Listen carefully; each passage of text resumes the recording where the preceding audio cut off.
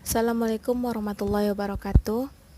Saya kelompok 7 dari psikologi forensik akan membahas mengenai ingatan tentang pelecehan seksual terhadap anak.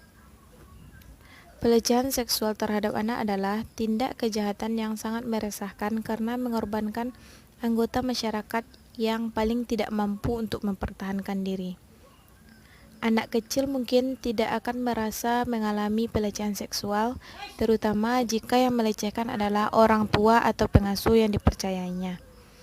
Anak-anak pada umumnya takut akan pembalasan, dan pelaku pelecehan seksual mungkin secara eksplisit mengancam untuk membalas korbannya jika melaporkan apa yang dialaminya kepada orang lain. Oleh karena itu, banyak dari pelecehan seksual yang tidak terungkap ke peradilan pidana. Sebagian besar tahun 1990-an ditandai oleh merebaknya laporan pelecehan seksual yang luar biasa.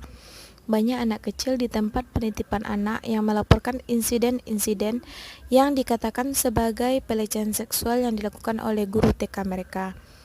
Sebagian orang tua mulai mengingat pelecehan seksual yang terjadi pada anak-anak yang telah lama dilupakannya. Ingatan anak kecil. Ada seorang ibu menceritakan kasus anaknya kepada psikolog. Putri bungsu saya baru saja menginjak umur 3 tahun. Selama beberapa bulan terakhir, ia merasa dirinya diculik oleh sekelompok makhluk luar angkasa yang membawanya berkeliling dengan pesawatnya. Ia melihat seekor binatang setengah gajah setengah monyet, dan ia berenang menyeberangi lautan ke Pulau Catalina, sekitar 25 mil dari pantai dekat rumah kami. Paling tidak itulah yang dikatakan anak itu kepada ibunya. Dan ibu yakin bahwa tidak satu pun ceritanya benar-benar terjadi. Ini merupakan anak tersebut belum bisa membedakan antara fakta dan fantasi yang belum berkembang sepenuhnya.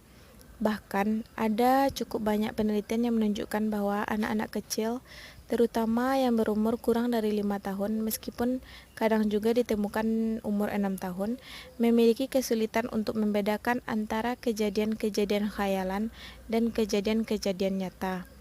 Karena kemampuan untuk mengkode, menyimpan, dan menemukan kembali informasi yang tersimpan di ingatan belum berkembang sempurna.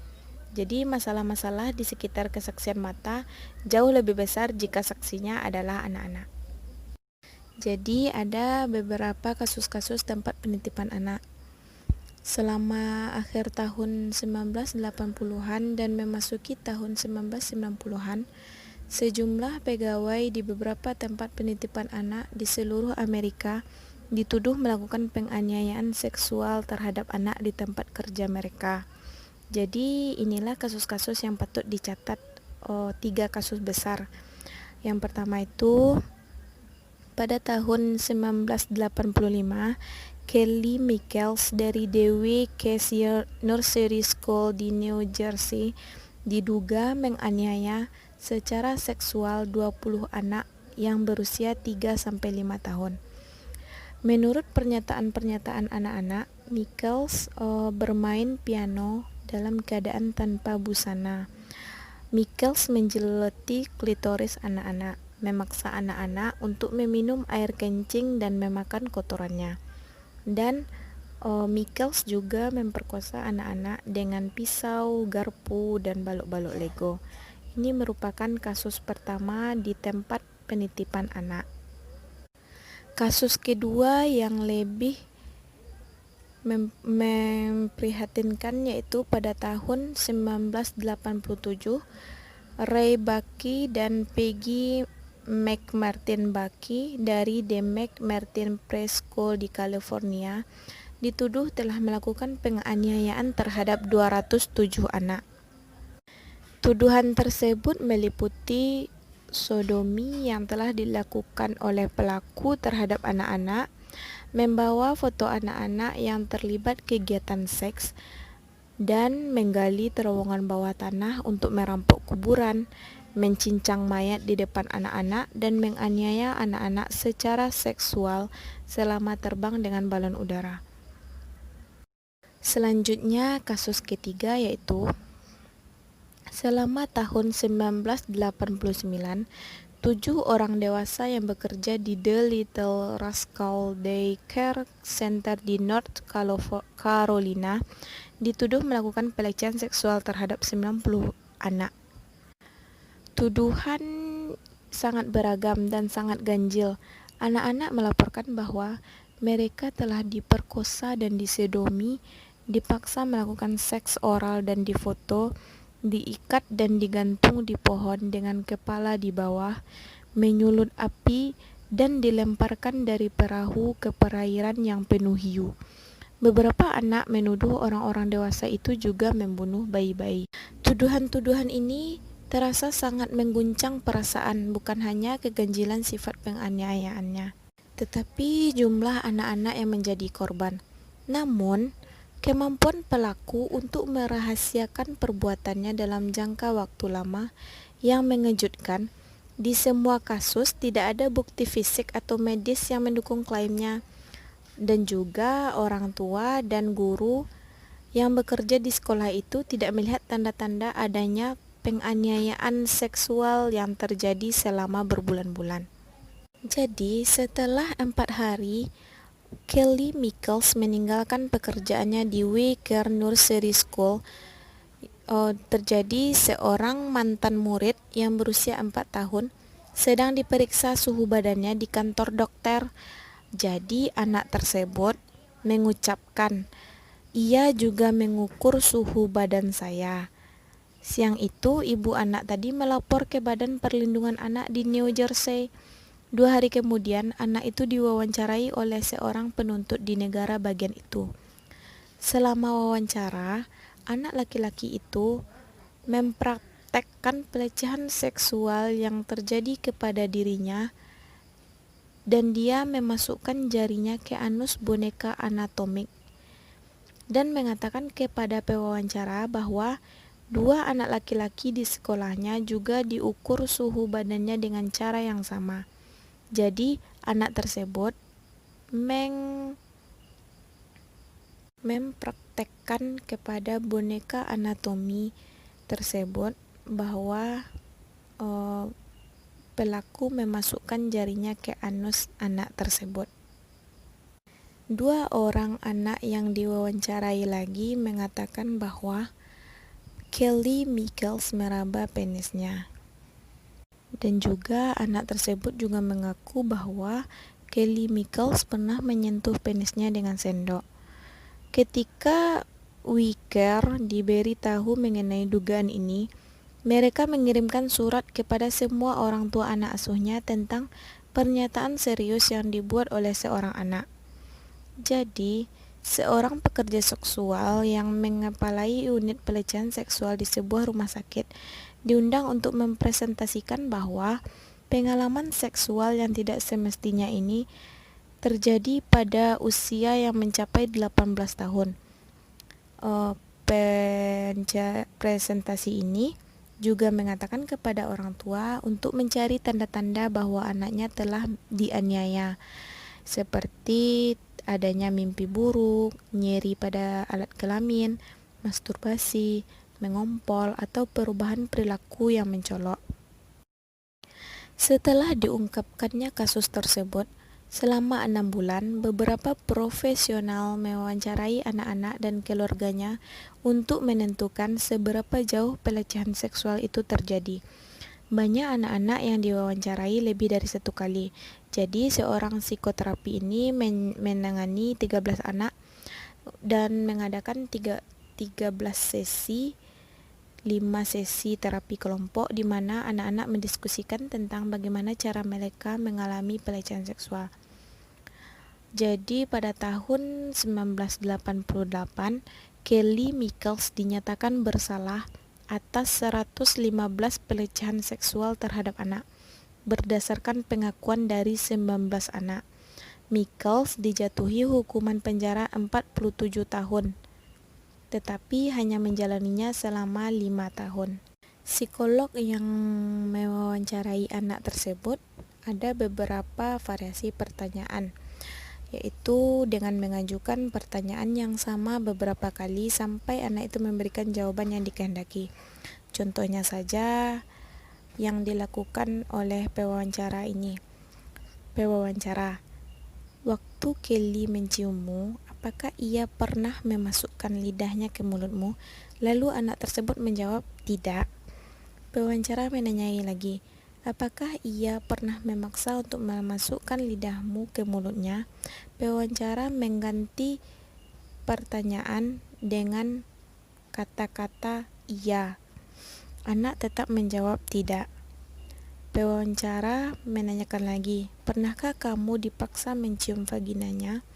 Anak menjawab tidak. Pewawancara menanyakan lagi, anak-anak mana yang dipaksa untuk mencium vaginanya? Anak ini mengalihkan pertanyaan pewawancara ke tape recorder. Jadi pewawancara mengatakan, jangan, itu mainanku, kotak radioku. Pewawancara menanyakan lagi, anak-anak mana yang dipaksa untuk mencium vaginanya? Jadi anak tersebut menjawab saya.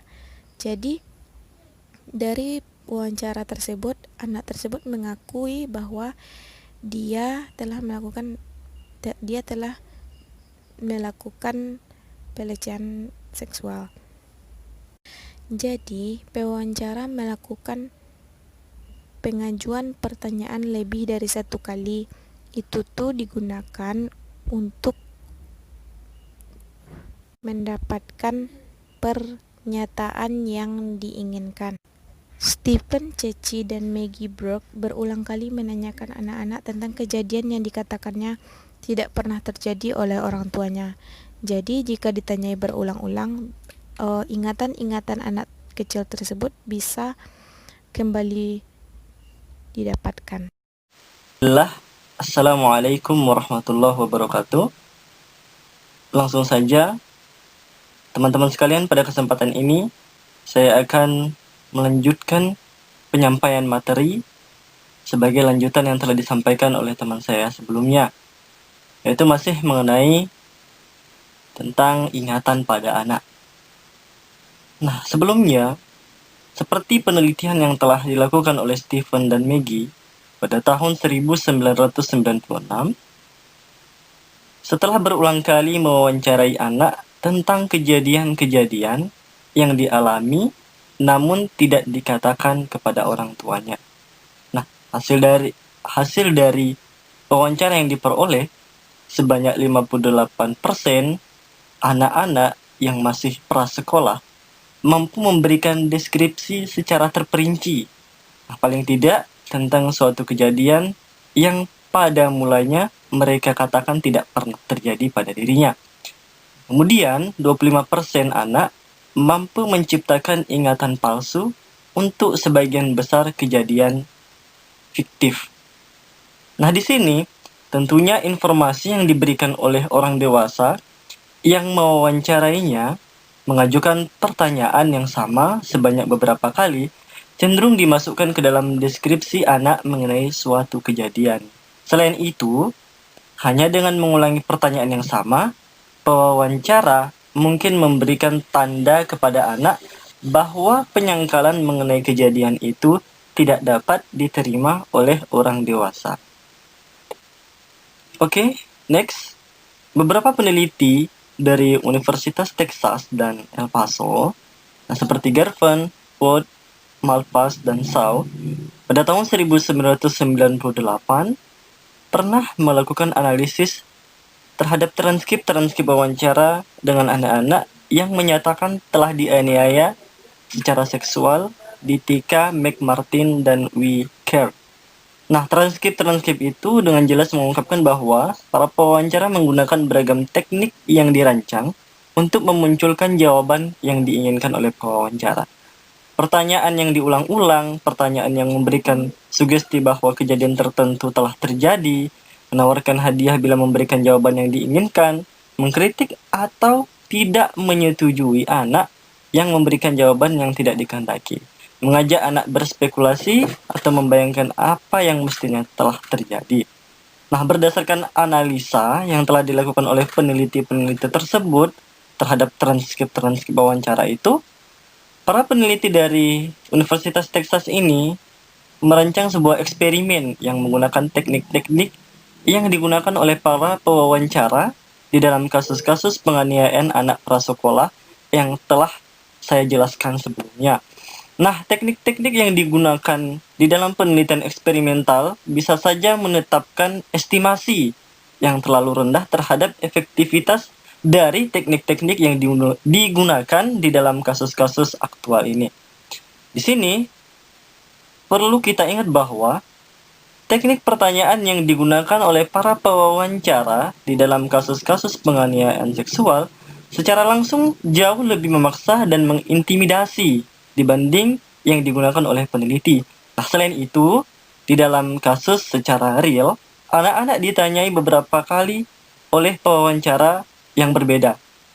Di beberapa kasus, anak-anak berbagi informasi di dalam sesi-sesi terapi secara kelompok. Para pewawancara berbagi informasi dengan para orang tua dan para orang tua saling berbagi informasi dengan sesama orang tua.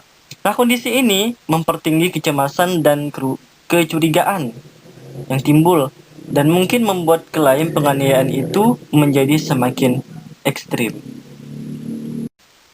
Baik, selanjutnya mengenai kesaksian anak-anak di saat persidangan. Nah, para anggota hakim tampaknya cenderung mempercayai kesaksian dari anak-anak pada kasus-kasus penganiayaan seksual. Nah, menariknya, anak-anak kecil yang bersaksi bahwa mereka telah dianiaya cenderung lebih dipercaya dibandingkan dengan remaja.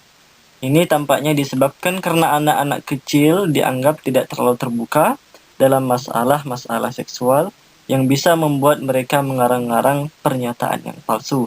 Bottoms dan Goodman pada tahun 1994.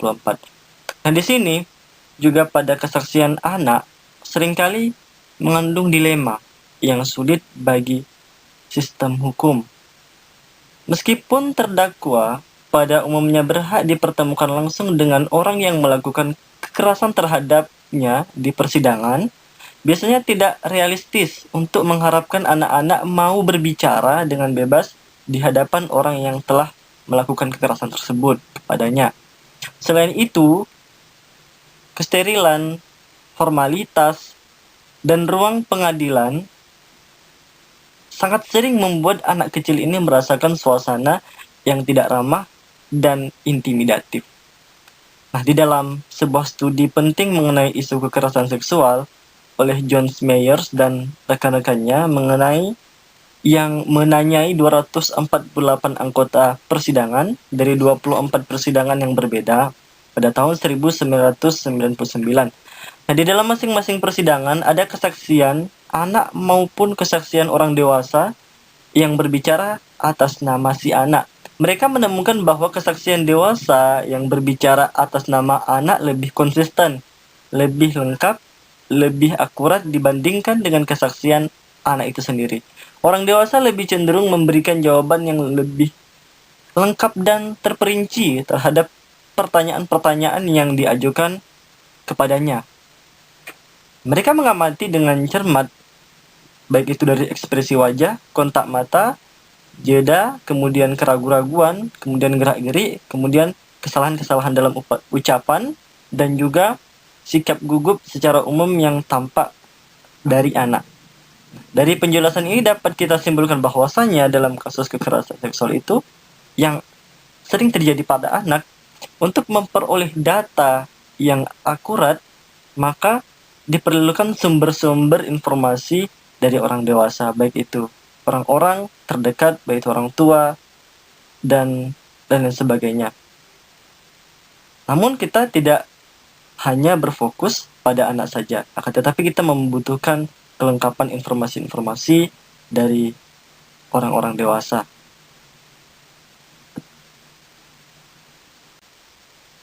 Nah, tentunya banyak sekali metode-metode alternatif untuk mempresentasikan kesaksian anak-anak yang menjadi korban kekerasan seksual. Di antaranya yaitu dengan menggunakan CCTV. Nah, percobaan ini pun pernah dilakukan pada kasus Maryland pada tahun 1990. Nah, di sini Mahkamah Agung memutuskan bahwa jika seorang anak menjadi korban kekerasan seksual, nah dia akan cenderung mengalami trauma secara emosional yang signifikan bila langsung dipertemukan dengan terdakwa di persidangan. Maka kesaksian anak itu dapat dipresentasikan melalui CCTV. Baiklah, saya Anissa Rahma akan menjelaskan materi ingatan tentang pelecehan seksual terhadap anak yang pulih kembali. Jadi pada awal tahun 90-an, klaim-klaim tentang pelecehan seksual di taman kanak-kanak itu menurun. Tapi muncul klaim baru tentang tipe pelecehan seksual, yang mana tipe ini melibatkan orang dewasa yang mulai ingat bahwa mereka pernah dilecehkan waktu mereka kecil. Hal ini tuh disebut dengan recovered memories atau ingatan yang pulih kembali. Recovered memories ini menyoroti aspek-aspek penting dalam bidang psikologi dan hukum tentunya. Namun begitu, recovered memories ini memiliki kontroversi-kontroversi. Di antaranya, yang pertama, kalau kita mendukung recovered memories ini, berarti kita tuh kadang-kadang dituduh mendukung perbuatan tukang sihir yang membuat orang-orang yang tidak bersalah dijatuhi hukuman. Tapi kalau kita tidak mendukung recovered memories ini, berarti kita tuh seringkali dituduh berpihak kepada pelaku penganiaya anak dan mendukung penyangkalan pelecehan seksual yang terjadi. Kontroversi ini juga memperdalam jurang di antara para ilmuwan psikologi yang cenderung sangat skeptis terhadap recovered memories dan psikologi terapis yang cenderung menganggap recovered memories ini dapat dipercaya. Kasus terkenal tentang recovered memories ini terjadi pada tahun 90-an tentang kasus Ingham, yaitu terjadi pada Paul Ingham yang kembali menemukan ingatannya. Bukan ingatan bahwa dirinya pernah dianiaya, tapi ingatan bahwa dia itu pernah menjadi pelaku pelecehan seksual. Jadi background dari Ingram ini dia merupakan seorang sheriff di kotanya. Nama lengkapnya Paul Ingram. Dia dikenal sebagai orang religius dan aktif di gereja. Lalu suatu hari dia dilaporkan oleh anak perempuannya sendiri atas tuduhan pelecehan tersebut.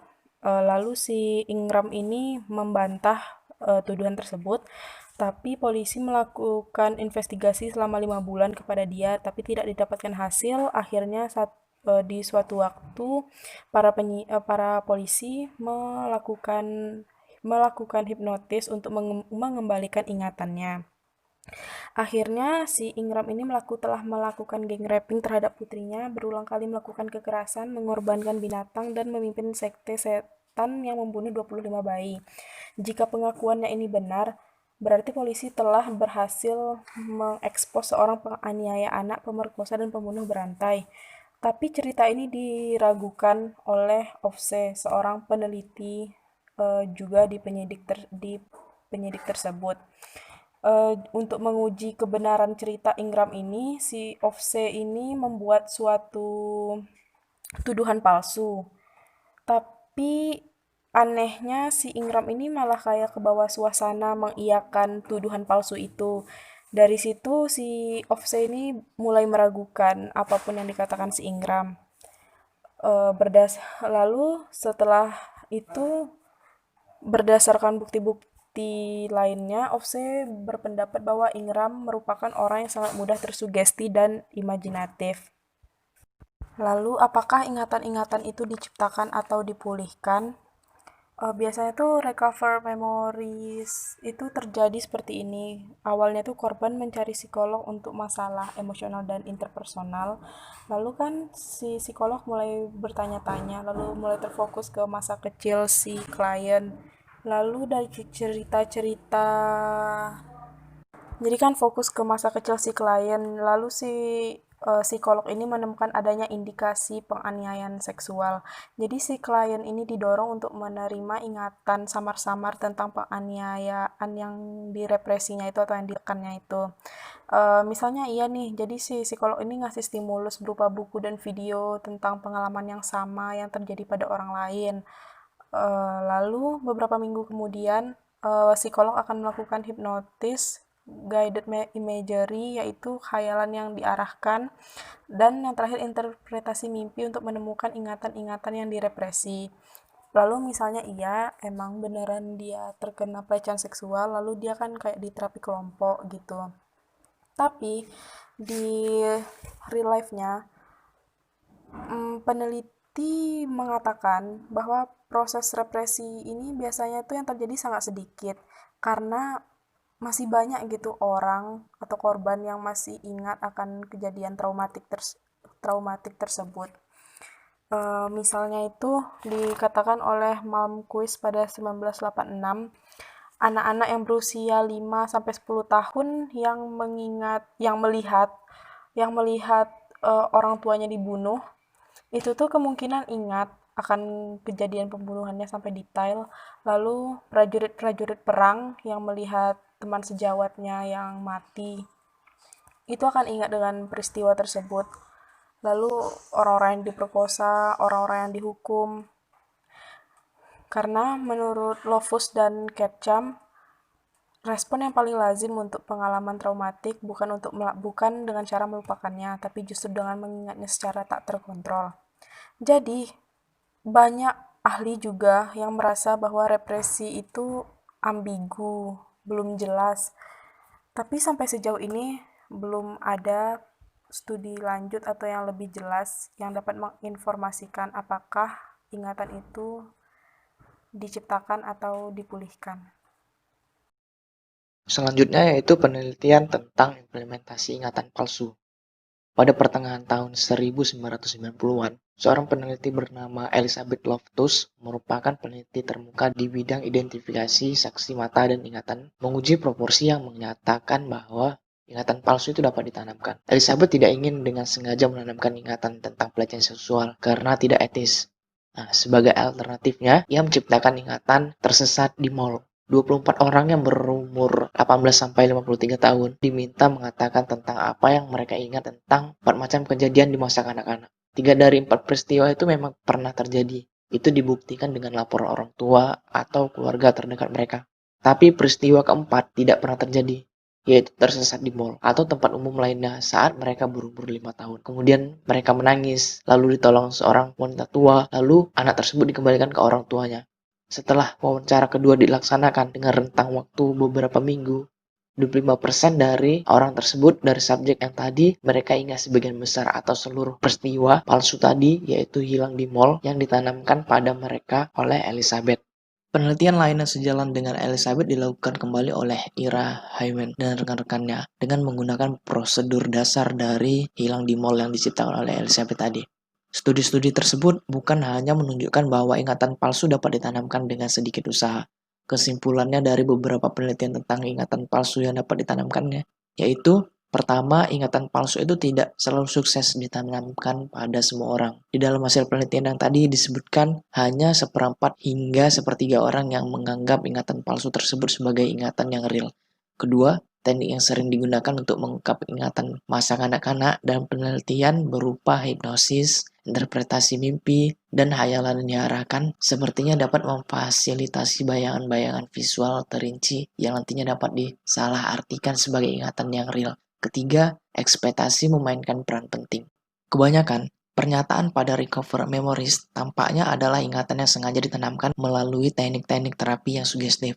Tetapi tampaknya juga ada beberapa kasus terdokumentasi di mana kasus-kasus penganiayaan yang terlupakan tiba-tiba dapat diingat kembali. Sebagai contoh, dalam sebuah kasus, seorang pria berusia 30 tahun tiba-tiba gelisah dan merasa teragitasi ketika melihat film di mana tokoh utamanya menghadapi traumatik tentang penganiayaan seksual yang dialaminya ketika ia masih anak-anak.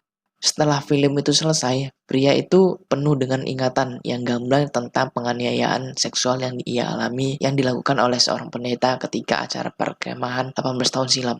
Ada penjelasan lain bahwa pelecehan seksual pada anak-anak cenderung dilupakan sementara jika pelakunya itu adalah anggota keluarga atau pengasuh yang dipercaya oleh anggota keluarganya. Michelle Anderson mengatakan bahwa hal ini disebabkan karena anak-anak secara fisik dan emosionalnya tergantung pada anggota keluarganya. Ingatan tentang penganiayaan itu akan merusak hubungan antara pengasuh dan anak dengan terciptanya ketakutan dan ketidakpercayaan. Untuk mencegah dua hal itu terjadi, anak mungkin akan selektif mengingat hal-hal positif saja. Dengan mengingat hal-hal positif saja dan berulang-ulang, pengungkapan ingatan negatif menjadi sulit dilakukan. Hal ini merupakan salah satu dari retrieval inhibition. Ingatan tentang hal negatif mungkin masuk ke alam sadar jika diberi stimulus yang kuat. Lynn Myers dan Chris Brewin telah mengidentifikasi orang-orang yang pandai menyangkal respon emosionalnya. Ketika sedang pengukuran fisiologis seperti tekanan darah dan detak jantung menunjukkan bahwa mereka sedang mengalami stres dan cemas yang tinggi. Namun mereka mengatakan bahwa mereka sedang baik-baik saja. Orang seperti ini kurang mampu mengingat kejadian-kejadian negatif pada masa lalunya dan kurang mampu mengingat detail-detail peristiwa negatif yang dia ingat. Ada banyak kasus di mana orang-orang merekonstruksi ingatan palsu mengenai ingatan pelecehan seksual. Juga ada beberapa kasus di mana ingatan mengenai penganiayaan seksual itu muncul kembali ke permukaan setelah dilupakan bertahun-tahun. Say dan Don Reed pada tahun 1994 menyimpulkan bahwa kita harus mempertimbangkan 5 kriteria ketika kita mengevaluasi pernyataan tentang ingatan pelecehan seksual yang pulih kembali. Kita harus bersikap hati-hati ketika dikatakan ingatan itu pulih kembali bila ingatan itu dipulihkan dengan menggunakan teknik yang sugestif. Yang kedua, mulai dengan gambaran-gambaran kabur dan bukan langsung sebagai ingatan yang jelas dan terinci. Yang ketiga, melibatkan penganiayaan berulang yang terjadi hingga masa remaja. Yang keempat, penganiayaan yang terjadi sebelum usia 3 tahun atau di masa anak-anak awal atau sebelum ingatan yang bertahan lama dapat dibentuk. Dan yang terakhir, yang kelima, melibatkan bentuk penganiayaan ekstrim yang jarang terjadi, misalnya penganiayaan seksual yang terjadi sebagai bagian dari ritual setan.